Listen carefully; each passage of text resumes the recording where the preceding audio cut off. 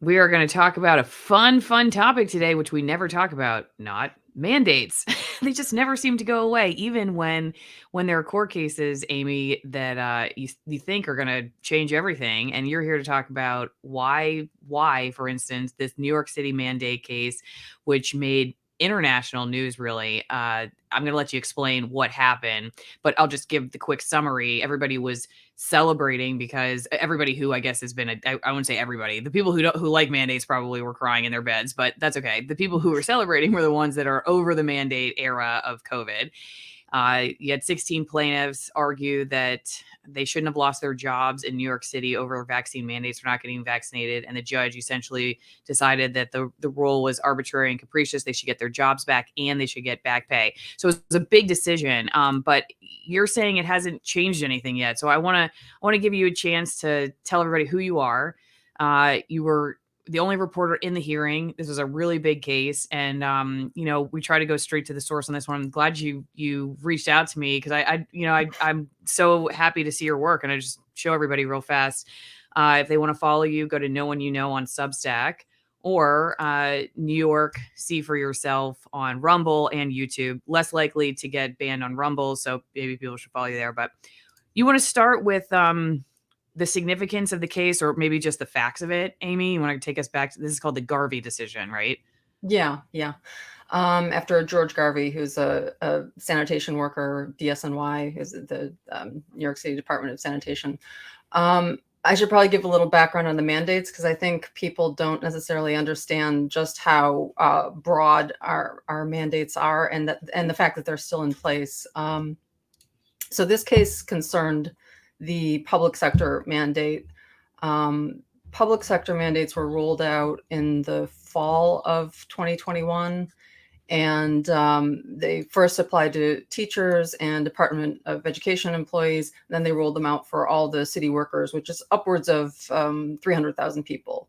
And then in December, they came out with the private sector mandate, which covered, everybody else working in the city, with a few little exceptions. So this case, the public sector mandate is still very much in place. And this case was brought by 16 DSNY workers. And the reason that it was a really momentous decision and it's a really important case is that it made claims that were very broad and that would apply to all city workers. They weren't, for example, claims on the basis of religion. There are other cases that are in court where people are arguing on First Amendment grounds, of the U.S. Constitution. But this was something that argued on grounds related to the New York State Constitution and New York State law. And the judge really was very decisive in favor of the plaintiffs, saying that the mandates, the orders that created the mandates were unconstitutional on several grounds under New York State Constitution, and also that these orders were arbitrary and capricious. The mandates themselves were arbitrary and capricious. So while he awarded the back pay and reinstatement immediately the next day, in court, the judge said, okay, back to work 6 a.m. tomorrow. Everybody's like, oh, okay. But the reinstatement and the back pay applied only to the petitioners, the 16 plaintiffs. But the fact that he declared the mandates unconstitutional under the New York State Constitution, that would make them unconstitutional for everyone, for every worker in the city. So that's why that decision was so important. So producers in the room, so hang on one second. This is what I'm going to do this while look, everybody, just to prove, here we have some raw goat's milk. It's going into the producer's cup. Okay. So a lot of people were talking about how this, I feel like a lot of people were reporting that it was going to have longstanding consequences, like immediately for everybody. Yeah. Weren't necessarily totally aware that it was the 16 plaintiffs specifically that were going to, have this decision affect their lives, and then, everyone is going to maybe use this as precedent, but it wasn't going to just like everybody in New York City is going to get their jobs back right away. I think that was unclear to a lot Right. of people. Um, it sounded like from your perspective when you were there that were you sure what it was going to mean, or were you still kind of waiting to Well, see? so when we came out of the hearing, most of the plaintiffs were there, and I can talk a little bit about why some of them weren't there. But most of the petitioners were there, the DSNY workers, and so we walked out of the courthouse, them and the lawyer, and I interviewed the lawyer right away. Chad Lavelia, I interviewed him right away, and we were just coming out of the hearing. So we hadn't seen a written decision yet. So there were some things that weren't quite clear yet. Like during the hearing, the judge hadn't said, he hadn't spelled out that they were going to get back pay. So that wasn't something he said explicitly. So I had a conversation with the attorney, and he said, yes, that should happen automatically, but it wasn't entirely clear. And there were some other things that weren't like, well, what is this? What's going to happen now? Like, the judges said, okay, go back to work. You're reinstated tomorrow. Okay. So what do we do? There wasn't clarity on what would happen next. I mean, we did, I brought up the subject right then of appeal, because the thing for people to understand is people have heard that this is a Supreme Court case, right? New York Supreme Court. And people think US Supreme Court, Supreme, it's at the top, right? And end of the line. That's not the case in New York. The New York Supreme Court is a trial court, and there are appeals courts above it. So I did ask him in that interview, like, okay, so what is the city going to do next? What are their legal options? Do you think they'll go to appeal? And he said, yeah, I think they'll go to appeal. But this was such a decisive, ruling by the judge on so many different, there are multiple orders, right? Granting their claims. He said it was such a strong decision that I don't think they have a good case on appeal. But there wasn't clarity about what exactly would happen. Why do you think they would want to appeal? I mean, I guess let me put myself in the mind of some of these government overlords. If I was a real weenie and I'm like, maybe I shouldn't have had this mandate, and this is like the court forcing me to stop it, so I'm just going to let it go. Like in the case of the masks, I think we had this discussion with the attorneys and the folks, the nonprofit that sued over that. And, the CDC is like, we're not going to appeal it. We're just going to, and I kind of, speculated, like, did they feel almost a sense of relief? Like, we just don't have to do this anymore. Look, a court, took it off the hook for us. Like we don't have to say ourselves, like, we're going to just let it go. We were forced to do it. So for the cowards out there, they're like, but some of them are still deciding to fight it even years after, I don't want to get into too much detail about, like we talked about, the medicine and science behind this right now on YouTube. We're going to continue on the other platforms, but if you're looking 2 years out from the original, the original variant that they're saying that they created the vaccines for, and there's so much has changed even from their own side of the argument. Their own agencies are saying, we should treat the vaccinated and unvaccinated the same. Obviously people would argue you should have always done that, but like down there, people are saying that. Why do you think they want to appeal? So I think there are probably a few answers to that. But one of them, I think, is really a sincere belief on the part of people who are putting these policies in place that they are good policies and that they're beneficial. When I have some brief chance to interview, elected officials, either city or state, about these policies, they always go right to safety. I've interviewed city council members. Just last night, I was able to ask our attorney general, who's running for office again, Letitia James, a question about this case.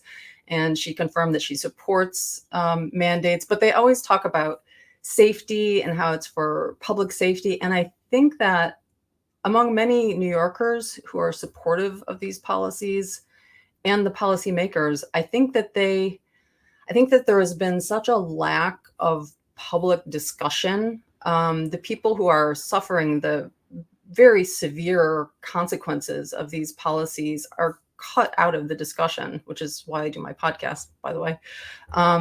And so there's no real public debate about whether these are good policies, whether there's some demonstrable benefit to them, or about the the fact that you're overriding informed consent. There's just no debate about this in public. So I think that the people who really believe that it's all about safety and protecting people, I think they truly believe that. I also think that the city, they could have a lot of lawsuits on their hands. They could just be spending a lot of money on this. And there's another development that happened that I think is very important to this, which is this past week. The Mayor Adams, the Adams administration lifted the private sector mandate. But it's not over. That was reported a lot. Oh, it's over. It's done. It's not. It's what he did was he said, we're making it optional and we're encouraging businesses to put their own vaccine requirements in place. So he's opening the door to employers having, keeping, the policy, the requirements that they've had under the city regulation, but as in-house personnel policies. And what I think, the way that I think that this could influence the this case on all of the cases that have to do with the public sector mandate is that the city will then turn around and say, we're just like any other employer. We have our own personnel policy. Private employers can have theirs. We can have ours. It's not a violation of anything. We're acting as an employer, not as the government. And I think that there's another case that was just filed recently by the umbrella group of New York City municipal worker unions, and it actually addresses that argument. So, as a potential argument that the city could make, saying, well, if you do decide to put this in place as a personnel policy, then you've got to negotiate that with the unions. So they're acknowledging that that's something that the city could do. So I think that the city, they're also trying to mitigate the costs that could come to them of fighting a bunch of lawsuits, right? So now all of these, you'll sue your private, if you have a private employer, you'll sue that company and not the city. And maybe this will also help the city say, we can do what we want as an employer. And then they don't have to do back pay. They don't have to, compensate people. They can just keep moving forward the way they've been going. Again, I'm showing the article you wrote about this on your Substack. So if people will want to go check you out, no one but now you know her. So it's one person named Aimee. So tell me this. I got some questions from people about the Garvey case, wondering if, it may not have either been as ground shattering as people might think for mandates to come because of the judge's reasoning about what would have been a situation under which these could have stood. Oh, Aimee's gone. Okay, Sorry. Aimee's back. If it had just been bad enough, like if you could have proven that, it was bad enough, or if you had been more consistent with the application of the policy, then it would have stood. Have you heard anything from people about that? Because a lot of people wonder, what does all this mean for the future of the next thing? If you could just, if it's okay, so maybe they couldn't prove COVID was bad enough, but But if they could have proven that, or if there's something to come where everybody gets shaken up a little bit more, then we can have mandates again, and they could be even worse. And so I don't know if you've heard questions about that, but I've gotten quite a few. Is this is this not necessarily as like I said, as earth shattering as people might think it is for like mandates in general to come? So it is actually kind of earth shattering if it stands, because it was declared unconstitutional in several ways. That would make the mandate invalid for everyone, right? If it's unconstitutional, it has to be unconstitutional for everyone. But that just depends on whether the appeal succeeds, whether they jump to this other argument having to do with them being an employer.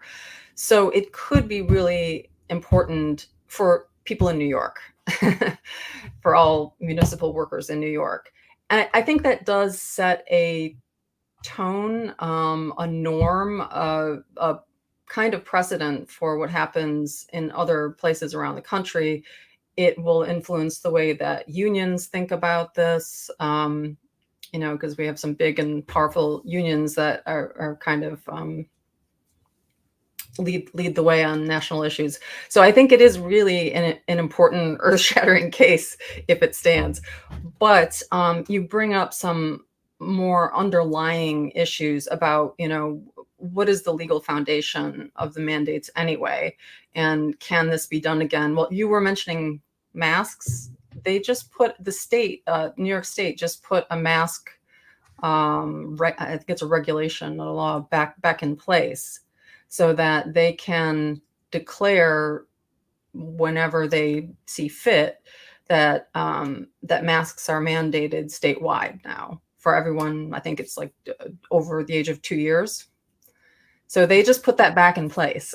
So if there is a future situation and they decide that that's how they want to deal with that situation, they can order that again. That has been put in place.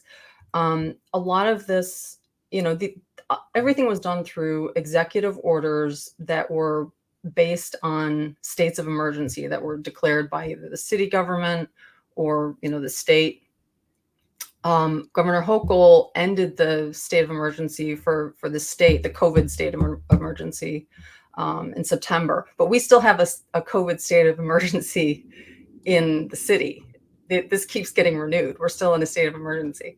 And that's kind of the legal basis for those executive orders. So again, if the city is able to say that, well, we're just acting as an employer, they don't need to rely on those states of emergency, which are becoming increasingly questionable, right? And this is something that the judge brought up during the hearing. He said, look, this is no longer the height of the crisis. We had a state of emergency. We had this extraordinary situation. That's not what's going on now. But the criteria for these states of emergency is just not clear. There's a city councilwoman named Vicky Palladino who has introduced a legislative package. I think it's a set of resolutions and a bill. And part of what she's trying to achieve with that is to give some more detailed criteria to states of emergency and some requirements for them to expire, to not be just these open-ended things where whoever's in power can say, it's an emergency, now we can just issue whatever edicts we see fit, right? So, but that legislative package, I don't think has gone very far at this point. It needs to go through a city council voting process, and I'm not sure that it's gotten anywhere yet. But that is those are really the fundamental issues that the government can kind of just say it's an emergency. All like rule of law is on hold.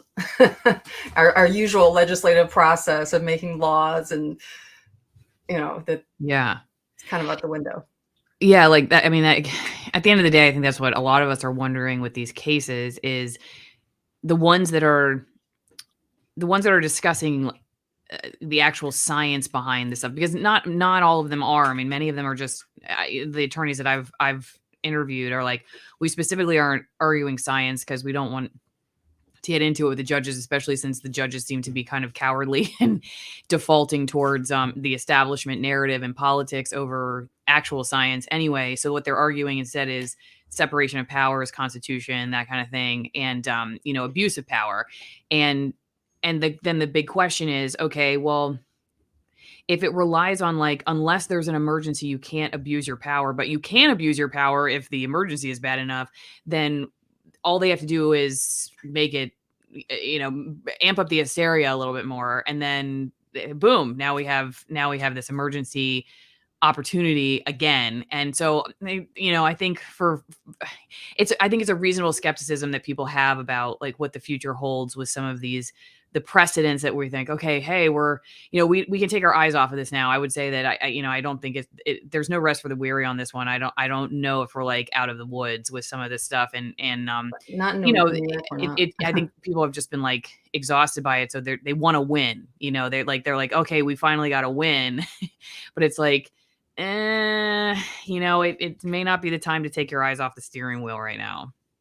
The thing I want to stress to people is that they should listen to the people who are directly affected by the very severe consequences of these mandates. Because, whether you support mandates or you oppose them, you need to understand what the effects of these policies are, because there have been some very severe and negative effects. This is why I interviewed not just the lawyer outside the hearing, but the plaintiffs, about how this had affected them. And this is why I do the New York Mandate podcast, where I talk to people who are directly affected by these policies. And when I talk to people who support mandates, they often say things like, well, you can just get another job, just, like, don't work in that field, just go get another job. Like, people have to be safe, and, sorry, you screwed up, you didn't follow the rules, and, it's not a big deal. No, people are losing their shirts over this. They are losing their income, ending their careers, losing their homes. Most of these people who have been terminated have not been able to collect any kind of unemployment. The ones who were put on leave without pay for extended periods of time were not allowed to take other jobs. So people have been sort of, like, scraping by on odd jobs, and many people have already left the state because of these mandates. This has, like, really serious consequences for people. One of the plaintiffs on this case was not there because he had already moved with his family to South Carolina, because they could no longer afford to stay in New York. They had just bought a home in Staten Island as the pandemic was beginning, that they had saved and saved for, and fixed it up. And that was the end of that. There was another guy who was at the hearing, who was up from Georgia. He had moved his family to Georgia for the same reason. The losing his job that way cleaned him out, basically. So they finally, he moved to Georgia finally, and he's looking for another job down there. I've thought about doing a video just on what people tell me after we turn off the camera, the live stream, because I've heard so many stories, like, of what you're talking about as I interview, this sort of censored dissenters. A lot of them don't go into depth about just the personal ramifications, and not just the finances, but just the psychological aspect of all of this, like what it's like to sit down at the dinner table and not know, like, what you're going to do to pay the power bill tomorrow, or the family members who no longer talk to you, the colleagues who think you're crazy, which I'm sure I'm I'm in the boat of people who, if my peers are even paying attention to what's going on, they think I've totally fallen off the deep end. And yeah, I mean, because a lot of the times, like, people come and they talk about the sort of macro level consequences of all of this, but I don't know if we are talking enough about just the personal consequences to know that hey, you're not alone. There are a lot of people who are asking these same questions, and a lot of people who share the same concerns on a very micro level, like groceries and health insurance and power bills and kids' tuition and just like all kinds of things. And you're right. And for somebody to say, just get another job, I mean, I think one of the things that has really disturbed me about my old profession is how how that attitude has really been driven by their lack of curiosity. I don't even want to say empathy, because that'd be great, I guess, but like from a journalist perspective, let's just say curiosity about the people who they're reporting on who did not get the vaccine, who chose not to do that. They're just having talked to a few of my coworkers, about all of this, hearing them say, well, we'd be out of the pandemic if people would just choose to get the vaccine, or I have no sympathy for people who didn't get the vaccine. These are the folks who are reporting the facts about these last Mhm. couple of years. And so if your family members are reflecting that attitude, I don't give a damn about people who made this decision or chose not to do what they're supposed to do to get in line. If your family members are acting like that, it is likely a direct result of the journalism that's out there, the news that's Yes. brainwashing them to think that way, to Mhm. ostracize their own family members, to divide their communities over this, because they're getting that exact attitude is leaking through the coverage, or it's just outright blatant in it. Like people like on CNN telling you should be posting your vaccine selfie. And if you're not doing your vaccine selfie, then you're, you're not doing your job as a journalist. It's just, it's really unfortunate. And like I said, that's why I've thought about, hey, I should just do videos like once a month on this is what people told me when the camera was off, just so you're not alone. Like this is what other people are dealing with, and at least it's not so isolating. Aimee, I want to take you to some questions that I got from my locals community. But first, everybody, don't forget you can support my work by going to AllisonWinePromo.com.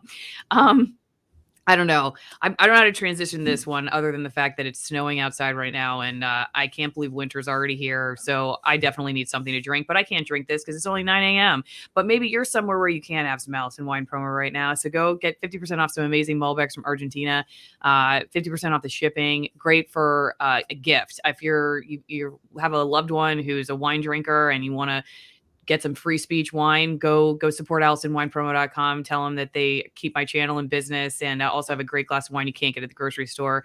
If you're a coffee drinker, however, you can go to twinenginecoffee.com/Allison, get some organic wines, not wines, coffees. Hello, I need more coffee, obviously, because I don't know what I'm talking about.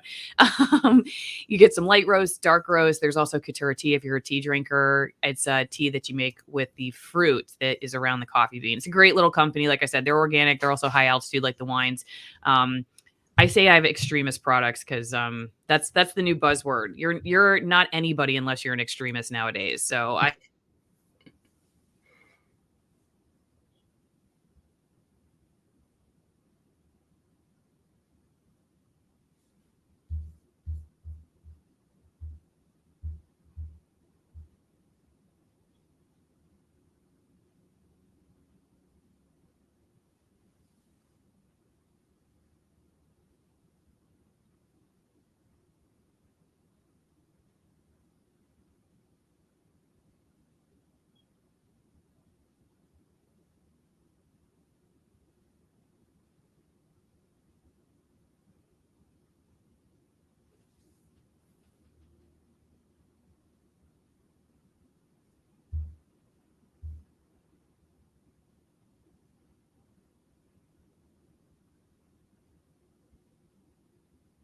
Okay, I'm not hearing you.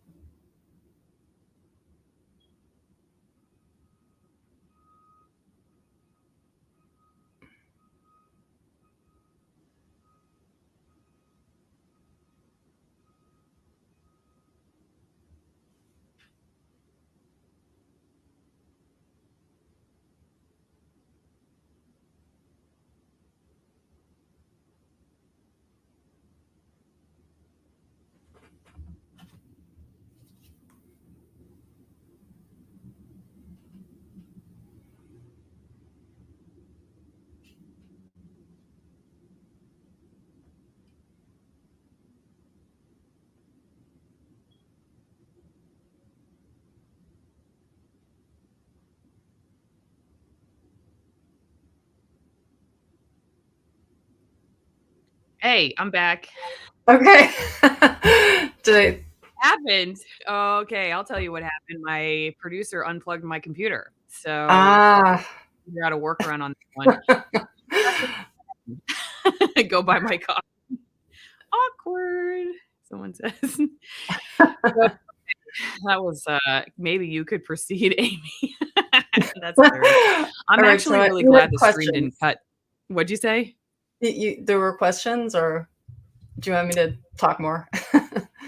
Yeah, I'm gonna so what happened? You were just sitting there and I was gone. Is that what just happened? Yeah. Okay, awesome. Okay, yes, I'm back. Sorry, everybody. It's just I would get like worked up about it, but why? It does no good. All right, so we're gonna go to locals, take some questions. Thanks, Aimee. Sorry, that was a little awkward for you. When they No say problem. in the business, TV business, whenever you have a camera on you, just consider yourself hot. So don't do anything, even if it seems like the show's over. Um, Oh, yeah. You gotta love having a two-year-old producer. I would say that they sabotage the news less than producers that actually work in corporate news, Mhm. but, I don't know if I can make that statement because nowadays producers, even the most well-meaning producers in TV news get, like, no time. They often just copy and paste from CNN. That's how all the fake news ends up getting recycled. So I'm not quite sure that like my 2-year-old couldn't do the job if she had to. She'd just have to learn like don't unplug that thing and take down the entire newsroom. Right. Okay, so for everybody who's watching this somewhere else, don't forget if you want to join my editorial board, go to AllisonMorrow.locals.com. The value is that you get to go direct with the people who come on my podcast, like Aimee. You can put questions in the night before. That's usually when I post, and then you get to ask them whatever you want. Some really interesting people like Aimee come on here, and you get to ask them the questions directly. A lot of people have better questions than I do, so I really appreciate it. So go to AllisonMorrow.locals.com. And don't forget to follow Aimee on No One You Know at Substack or on Rumble and YouTube, NYC for yourself. I think, Aimee, since some of these questions have to do with, well, I just learned that you're not supposed to say on YouTube that you're cutting the stream to avoid their terms of service. So that's not what I'm Really? doing. I'm not trying to avoid your terms of service, YouTube. I just like it better elsewhere. I just like it better. So I'm going to go have a relationship with some other website right now. I hope everybody who's watching on YouTube will join us on the better platforms, which are Rumble and ROKFIN Live, or go to locals and you'll get it later. Again, you can join my editorial board. Go follow Aimee. We'll see everybody over on Rumble and ROKFIN. Have a great week.